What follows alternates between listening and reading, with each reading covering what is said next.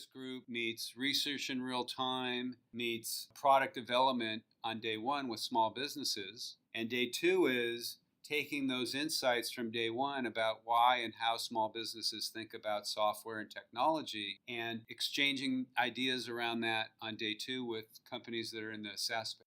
What is unique is the intersection between the two. We've done boot camps, what we used to call boot camps for small business. We've done events for the SaaS industry, which was very tactically oriented. Now we're just bringing the two together and giving those two communities, which are very related to one another, an opportunity to interact.